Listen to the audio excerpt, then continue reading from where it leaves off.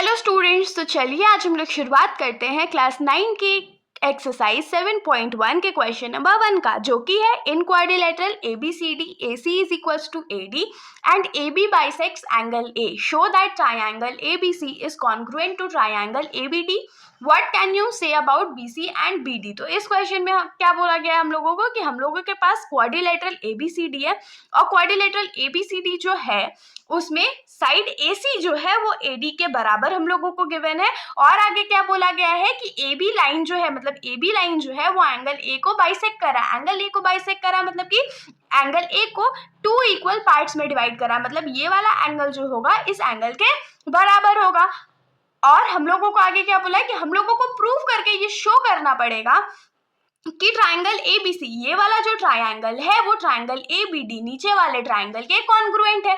और कॉन्ग्रुएंसी कैसे प्रूव करते हैं वो मैंने आप लोगों को पिछली वीडियो में बताया था, जो कि इस चैप्टर का इंट्रोडक्शन वीडियो था। तो जिन्होंने वो वीडियो नहीं देखी है आप लोग प्लेलिस्ट में जाकर के उसको देख सकते हो। बाकी हम लोग चलिए इसको सॉल्व करते हैं। तो देखिए, जब भी हम लोग कॉन्ग्रुएंसी का चैप्टर सॉल्व करेंगे या किसी भी क्वेश्चन को सॉल्व करेंगे तो सबसे पहले हम लोगों को गिवन क्या है क्वेश्चन में वो लिखना होता है।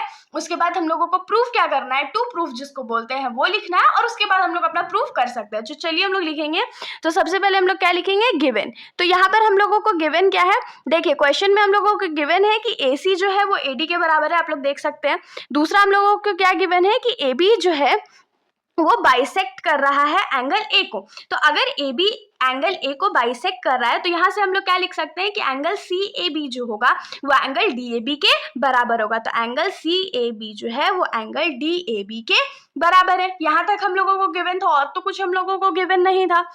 टू प्रूफ, हम लोग का टू प्रूफ क्या है, हम लोगों को प्रूफ क्या करके शो करना है कि ट्राइंगल ABC जो है वो कॉन्ग्रुएंट है ट्राइंगल ABD के। ये हमारा टू प्रूफ हो गया। अब हम लोग इसका प्रूफ करेंगे। तो देखिए प्रूफ करेंगे कैसे, तो प्रूफ करने के लिए हम लोग कुछ क्राइटेरिया यूज करते हैं। कोई एक क्राइटेरिया यूज करेंगे। तो इसमें हम लोगों को क्या दिख रहा है कि ये साइड इसके बराबर है, ये एंगल इसके बराबर है, और ये वाला जो साइड है AB जो है वो दोनों ट्राइंगल में लाई करता है, मतलब कॉमन है। तो साइड एंगल साइड है ना, तो SAS क्राइटेरिया का यूज करेंगे। तो चलिए हम लोग लिखेंगे। तो हम लोग लिखेंगे कि in triangle ABC and triangle ABD, दोनों ट्राइंगल्स की नेमिंग जैसे हम लोगों को क्वेश्चन में गिवन था वैसे हमने कर लिया है। उसके बाद हम लोग सबसे पहले क्या लिखेंगे, साइड एंगल साइड यूज करें तो साइड पहले लिखेंगे। तो AC is equals to AD। ये हमने कहाँ से लिखा, तो ये हमने गिवन से लिखा है। और आप लोगों को हमेशा याद रखना है कि जो साइड जो ट्राइंगल में लाई कर रहा है उसी में आए।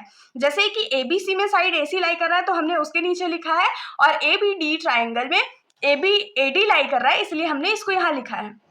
फिर एंगल में क्या है कि CAB जो है वो DAB के बराबर है। ये हम लोगों को कहाँ से पता था, तो ये भी हम लोगों को गिवन था, हमने अभी लिखा ना। तो ये इसका रीजन क्या हो जाएगा, गिवन। और एक चीज चाहिए, तो एक चीज और क्या है, AB साइड जो है वो दोनों ट्राइंगल्स में कॉमन है। तो इसको हम लोग क्या लिखेंगे कि AB जो है वो AB के बराबर है, क्योंकि AB लाइन जो है वो दोनों ट्राइंगल में आ रहा है। और इसका रीजन हम लोग क्या लिखेंगे, कॉमन, क्योंकि ये हम लोगों को गिवन नहीं था। और जो चीज दोनों ट्राइंगल्स में कॉमन होती है उसको हम लोग रीजन में भी कॉमन ही लिखते हैं। तो अब यहाँ से हम लोग क्या लिखेंगे कि therefore by SAS congruence triangle ABC जो है वो कॉन्ग्रुएंट हो जाएगा ट्राइंगल ABD के। ये हमने लिख दिया। तो यहाँ से क्या हो जाएगा, हेंस प्रूव्ड। लेकिन यहाँ पर हमारा सॉल्यूशन जो है वो खत्म नहीं हुआ है। क्यों नहीं हुआ है कि क्वेश्चन में हम लोगों को और क्या पूछा गया था कि what can you say about BC and BD। तो ध्यान दीजिए, इस फिगर में साइड BC जो है इस ट्राइंगल मतलब ट्राइंगल ABC में लाई करता है, और साइड BD जो है वो इस ट्राइंगल मतलब कि ट्राइंगल ABD में लाई करता है। तो जब भी ऐसा सिचुएशन आपके सामने आ जाए तो सोचना क्या है कि अगर हमने प्रूव कर रखा है कि दो ट्राइंगल्स आपस में कॉन्ग्रुएंट है तो उनके जो जितने भी साइड्स जितने भी एंगल्स होंगे वो आपस में इक्वल होंगे। तो इसका मतलब क्या हो गया कि साइड BC जो है वो साइड BD के बराबर होगा। लेकिन इसके लिए कुछ तो रीजन होगा, कुछ तो क्राइटेरिया हम लोग यूज करेंगे। तो उस क्राइटेरिया का नाम है CPCT। और CPCT का मतलब क्या होता है, तो corresponding parts of congruent triangles. चलिए हम लोग लिखेंगे यहाँ पर कि सिंस ट्राइंगल ABC जो है वो कॉन्ग्रुएंट है ट्राइंगल ABD के, देयरफॉर बाय CPCT CPCT का यूज करके हम लोग क्या लिख सकते हैं कि साइड BC जो होगा वो BD के बराबर होगा।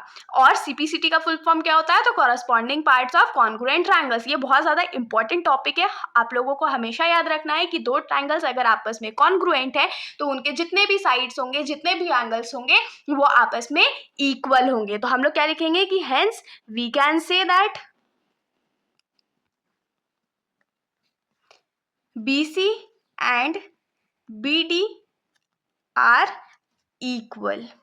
होप सो आप लोगों को इतना समझ में आया होगा। तो इसके साथ हमारा ये जो सॉल्यूशन है यहीं पर खत्म हो जाता है।